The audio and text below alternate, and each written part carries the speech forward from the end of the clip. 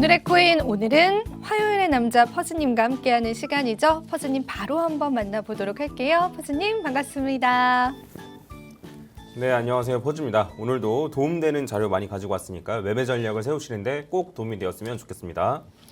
네, 일단은 화요일마다 퍼즈님께서 해주시는 이 비트코인 분석은 언제나 좀 적중률이 상당히 높은 것 같아요. 그래서 지난주에는 매집의 기간으로 잡아보시는 게 좋다라고 말씀을 해주셨는데 아직까지 그러한 매집의 방향이 유효한지 그리고 앞으로의 비트코인 방향성은 어떻게 될지 비트코인 가격 분석부터 한번 들어보도록 할게요. 네, 이게 한 주가 사실 이제 딱 지났는데 사실 지난 일주일을 보면은 거의 그냥 옆으로 횡보했다 정도로만 봐도 무방할 맞아요. 정도로 사실 네. 이제 저희가 이제 계속 횡보했으니까 횡보하다 보니까 조금만 올라도 오른 것 같고 막 조금만 떨어져도 떨어진 것 같고 약간 이런 게 큰데 근데 이제 그런 거를 제외하고 좀 멀리서 지켜봤을 때는 정말 조금 움직였다 정도로 보시면 될 것 같습니다.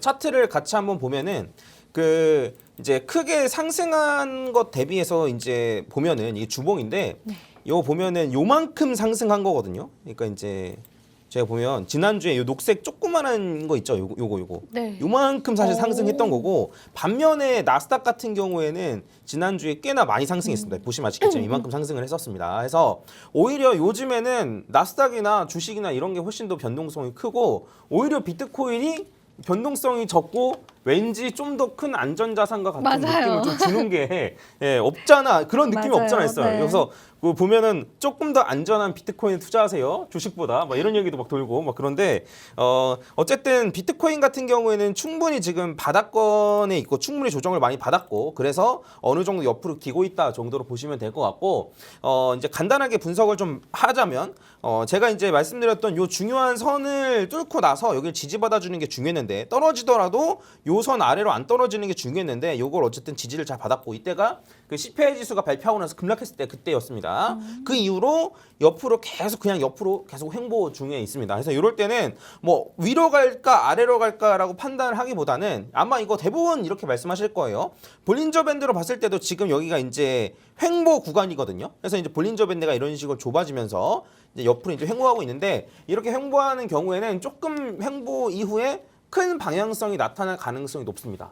네. 그래서 이제 뭐 근데 그 큰 방향성이 윈지 아래인지는 저희는 모르는 거죠. 모르는 네. 거죠. 다만 저는 그 올라갈 가능성이 조금 더 높다라고 판단을 하는 거고 그래서 지금 올라가거나 아니면 한 번 더 떨어졌다 올라가거나 둘 중에 하나의 가능성이 높다라고 보는데 이럴 가능성이 100%는 아니겠죠.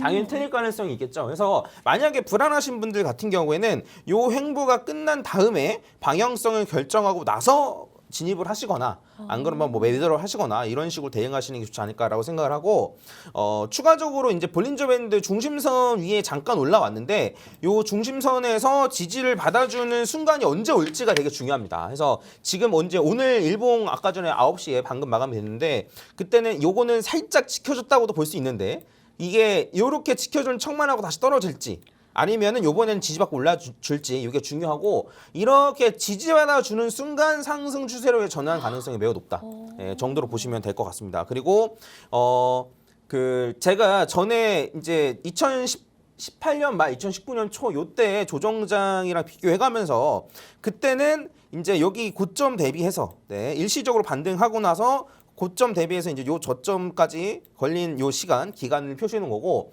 그다음에 요거는 요거를 고점을 다시 재차 돌파했던 과거를 그대로 표시해 놓은 건데 근데 이제 제 생각에는 요때가 이제 11월 23일인데 요때 이제 그 2019년 말처럼 만약 그 생각을 2019년 초처럼 생각을 하면 요때 다시 고점을 돌파해야 되지만 근데 지금으로 봤을 때는 조금 더 시간이 좀 걸릴 수도 있지 않을까. 그래서 이때 그 돌파하려면 지금 이렇게 올라가야 되잖아요. 그래서 이렇게 올라갈 가능성이 없는 건 아니지만 그래도 조금 더 여유를 가지고 이런 식으로 올라갈 것까지도 감안하시면 좋지 않을까 싶습니다. 그래서 저는 어쨌든 지금이 매수할 구간이라고 생각하고 그래서 퍼즐 포트폴리오도 계속 추가적으로 메이저 코인 위주로 매수를 하고 있죠. 그래서 이런 부분 참고하시면 될 것 같습니다. 그래서 저는 그냥 올라가거나 한번 떨어질 때 올라가거나 저점을 깬다 하더라도 거의 바로 반등해서 올라가지 않을까라고 생각하고 이러한 하락까지 커버될 정도의 매매 전략을 지금 가지고 매수를 계속 꾸준히 하고 있습니다.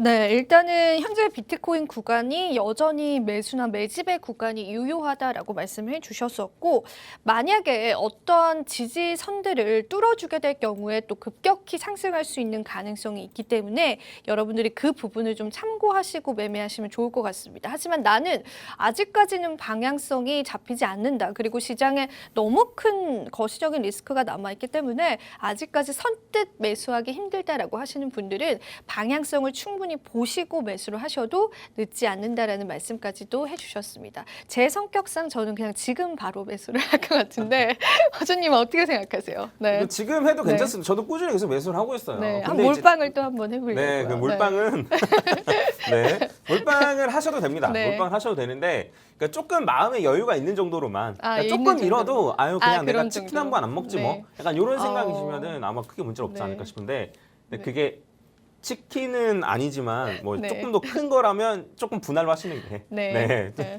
좋겠죠? 저의 의견이고요. 우리 투자자분들께서는 절대 저 같은 매매 하지 마시고 이렇게 분할 매수를 하시는 방식으로 퍼즈님의 포트폴리오를 따라가시면 좋을 것 같습니다. 그래서 저는 이제 저의 성격상 그렇다라는 거 말씀드린 거고요. 자, 그렇다면 최근에 비트코인 안전자산설이 계속해서 좀 시장에서 대두가 되고 있습니다. 실제로 차트 비교를 해봤을 때 S&P 500이나 나스닥의 변동성에 비해서 이 비트코인의 변동성이 크게 없는 상황입니다. 참 아이러니하기도 하고 어떤 관점에서 볼 땐 잘 된 건가 이런 생각이 들기도 하는데 이 부분에 관해서 우리 퍼즈님은 어떻게 생각하시는지 한번 이야기 들어볼게요. 아니, 이게 어제 그 뉴스를 말씀해 주실 맞아요. 때 금이랑 비트코인이 비슷하게 가는 것 같다. 비슷해지고 있다. 네. 이런 기사를 네. 말씀해 주셔가지고 제가 한번 언젠가는 다뤄야겠다라고 생각을 했는데 지금 타이밍 같아서 좀 좋아요. 자료를 가지고 네. 왔고, 일단은 안전자산이 무엇이며 안전자산의 의미가 뭔지에 대해서 설명하려면 너무 길죠. 네, 길어요. 그래서 네. 간략하게 얘기하면 이제 안전자산 우리 생각하는 게 이제 달러, 금, 그다음에 채권 이런 걸 안전자산이라 생각을 하고, 일반적으로 사람들이 생각하는 거는 주가가 내려가면 안전자산은 올라가지 않을까? 주가가 내려가도 안전자산은 안 떨어지지 않을까? 약간 이런 생각을 갖고 계시는 경우가 많은데, 실제로는 그러한 주가에 뭘 반영해서 이렇게 된다기보다는 정말 경제 위기가 왔을 때 무엇을 갖고 있을까 내가, 네, 이런 개념의 안전자산이 더 의미가 크거든요. 그래서 이제 그 정말 막 경제 위기가 있고 우리나라 뭐 통화 가치가 막 떨어지고 이럴 경우에는 달러의 수요가 늘어나겠죠. 근데 만약에 달러까지 무너지면, 미국의 경제까지 무너지면 당연히 금을 사 모으겠죠. 그쵸. 네, 이런 개념이라고 좀 보시면 좋을 것 같아요. 그래서 요런, 그리고 하나 추가로 좀 말하면은 과연 비트코인이 안전자산 취급되는 게 좋을지, 그러니까요. 그게 궁금해요. 그게 좋은 건지 나쁜 건지, 예, 이런 거에 대한 얘기 오늘 간단하게 빨리 해보도록 하겠습니다. 일단은 제가 준비한 PPT를 보시면은 이거 여기 안에 있는 요 이렇게 색칠되어 있는 부분 있잖아요. 여기 이제 그 토미님도 가끔씩 갖고 나왔던 그 연관성이 얼마 있는지, 예, 그래서 요거는 나스닥이랑 달러 인덱스랑 얼마만큼의 연관성이 있는지를 나타낸 거고, 설명을 조금 드리면 여기가 이제 1인데 요 1에 가까우면은 거의 똑같이 가는 거고요. 그다음에 요건 마이너스 1인데 마이너스 1에 가까이 가면은 아예 반대로 가는 거고, 그다음에 여기 0 부근에서 왔다 갔다 거리는 거는 별로 상관이 없는 겁니다. 근데 딱 보시면 아시겠지만 이게 달러랑 인덱스랑 나스닥이랑 비슷하게 간다고 말하기도 좀 그렇고, 또 비슷하게 안 간다고 말하기도 좀 그러한 모양이거든요. 네. 그래서 만약에 아예 똑같으면 그냥 요 위에 네모 박스 쳐가지고 이런 식으로 색칠이 돼 있어요. 아예 이런 식으로 색칠이 돼 있는데, 얘는 달러 인덱스랑 나스닥은 같이 간다고 하기도 뭐하고 같이 안 간다고 하기도 뭐한 이런 상황이에요. 그래서 지금은 달러 인덱스가 올라가면서 나스닥이 떨어지고 있지만, 과거에 2008년 같은 경우에는 달러 인덱스가 떨어지면서 나스닥도 같이 떨어졌었거든요. 그래서 그게 그 상황에 따라 달라요. 예, 그때는 어쨌든 그 2008년에는 큰 사건이 터져서 달러의 가치도 미국이 이제 휘청휘청거리면서 달러의 가치 떨어지면서 같이 떨어졌다면, 지금 같은 경우에는 연준이 의도적으로 요 금리 인상을 하면서 달러 인덱스는 올라가고 나스닥 떨어진 이런 그때그때 상황 따라서 다릅니다. 해서 나스닥이 올라간다고 뭐 달러가 떨어지거나 뭐 달러가 올라간다고 나스닥이 무조건 떨어지는 게 아니라는 점, 요거 확실히 보시면 좋을 것 같고, 그다음에 요거 같은 경우에는 금인데 나스닥이랑 골드도 보시면 딱히 연관성이 없어요. 네, 보시면 아시겠지만 이런 식으로 별로 연관성이 없습니다. 요즘엔 특히 더 그런 것 같아요. 네네네. 그래서 그 골드가 안전자산이니까 나스닥이 떨어지면 골드가 안 올라가겠지라고 그렇더라고요. 생각을 하시는 네. 분들도 있을 텐데, 막상 떨어지니까 골드 올라가나요? 안 올라가잖아요. 올라가요. 네. 네. 그러니까 두 개는 별 상관이 없는 거예요. 근데 요거를 보시면 재밌는데 뭐냐면, 추가적으로 요거는 골드랑 달러 인덱스인데 앞에 두 개랑 보셨던 거랑 확연히 차이가 날 거예요. 뭐냐면 네. 얘는 이런 식으로 아래쪽에 색칠이 많이 되어 있죠.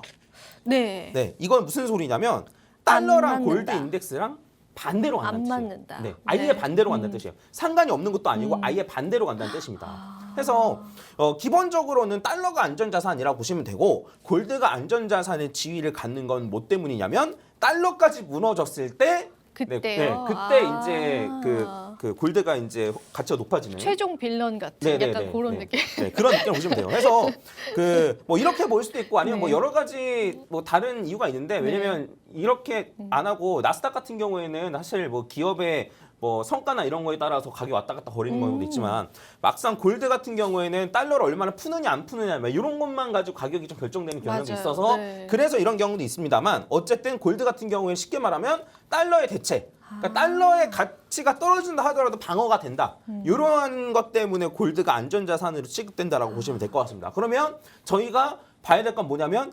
비트코인이 달러 인덱스랑 반대로 가느냐 이것만 확인하면 되는 거예요. 그렇죠. 네, 그러면 골드랑 비슷하게 어느 정도 간다라고 보시면 되는데, 근데 그걸 보기 전에 살짝 봐야 될 건 뭐냐면 최근에 들어서 2020년도 들어서는 약간 애매해져요. 그러니까 이제 달러랑 골드가 달러 인덱스랑 반대로 갔었었는데 네. 2020년도부터는 약간 애매해지기 시작합니다. 요거 그렇네요. 보시면 네, 네. 네. 그래서 요거까지 좀 확인하시고 이 다음 네. 걸 보면은 이거는 이제 비트코인이랑 달러 인덱스인데 이거 왜 이렇게 짧게 이렇게 역사가 압축했냐면 짧으니까 네, 역사가 그런가요? 짧아서 그래요. 정확하세요.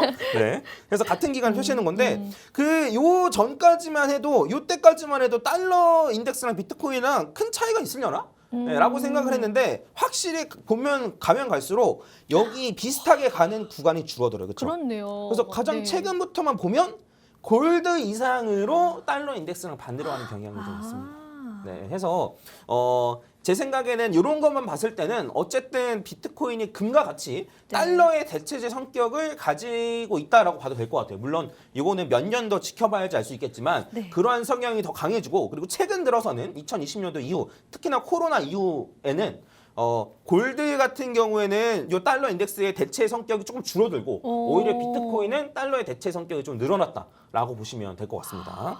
그래서 여기까지만 하면 비트코인 그럼 좋은 금과 건가? 비슷하게 네, 나쁜 건가? 간다라고 이해할 수 있을 텐데 그러면 과연 이게 좋은 것인지 나쁜 것인지 제가 살펴보면 네. 이걸 보려면 달러 인덱스 차트를 봐야죠. 왜냐면 달러 인덱스가 높아지면은 비트코인 떨어진다라고 얘기했으니까. 맞아요. 네. 네. 근데 달러 인덱스 차트를 봐야 되는데 달러 인덱스 차트는 저는 어쨌든 앞으로 계속 올라갈 거라 보거든요.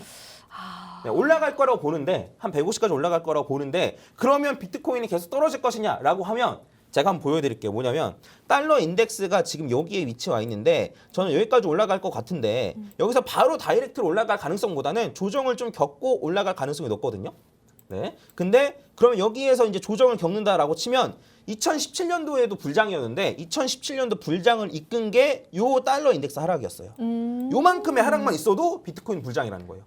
네, 그래서 달러 인덱스가 5년, 10년 보면 올라갈 가능성이 높지만 그 전에 조정을 받는 기간이 있다, 받는 구간이 있다라고 하면 해당 구간에 비트코인은 많이 올라갈 여지가 있다. 그러니까 불을 지펴주는 거네요. 네네네네. 그리고 퇴장하는 거네요, 다시. 네, 그래서 이러한 관점으로 네. 보시면 될 것 같습니다. 그래서 네. 달러 인덱스가 올라가긴 올라갈 건데 너무 크게 이제 걱정하실 필요는 없고, 근데 반대로 생각하면 요 구간에 비트코인이 엄청나게 올라갔다가 달러 인덱스가 올라간다라고 하면 엄청나게 많이 비트코인 하락할 수도 있다. 이런 것까지 좀 네, 이건 나중에 가봐야 알 수 있겠지만 네. 참고하시면 좋을 것 같습니다. 네, 정리를 해보자면 달러 인덱스와 비트코인은 역상관 관계를 가지지만은 장기적으로 봤을 때 달러 인덱스가 상승을 하겠지만은 달러 인덱스가 그 기간 동안 조정을 받는 동안 우리 비트코인 불장으로 이어질 수 있는 가능성이 과거의 데이터를 토대로 충분히 있다라고 말씀해 주셨습니다. 한번 참고해 주시면 좋을 것 같고요. 시간 관계상 저희가 오늘 포트폴리오 추가 종목이 하나 있는데 요거 잠깐만 다뤄보고 한번 마무리해 보도록 할게요. 예.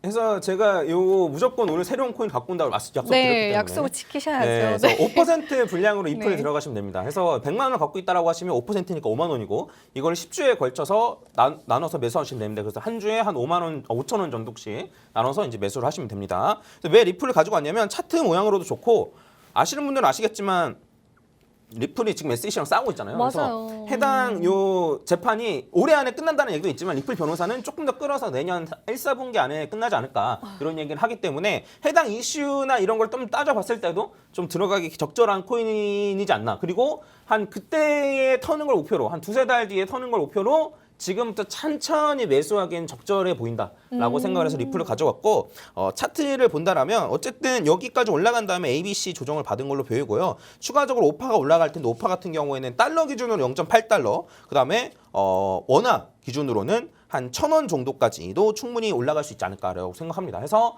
한 2달 정도 꾸준히 매수를 한 다음에 그때도 안 오르면 좀 더 들어갈 생각이에요. 예, 해서 이런 부분 좀 참고하셔가지고 관심 있으신 분들은 포트폴리오에 넣으시면 좋을 것 같습니다. 네, 이렇게 해서 오늘 리플까지도 우리 퍼즈의 포트폴리오에 추가가 됐습니다. 아무래도 아직까지 SEC와의 이슈들이 남아있는 상황이기 때문에 우리가 좋은 타이밍을 잡기 위해서 이 2달 동안 여러분들이 어느 정도 매집해가는 전략으로 리플 한번 매수를 해보시면 좋을 것 같고요. 퍼즈님 포트폴리오에는 또 우리 비트코인 분할 매수까지도 현재 진행 중이기 때문에 여러분들이 이 부분도 참고하셔서 함께 해주시면 될 것 같습니다.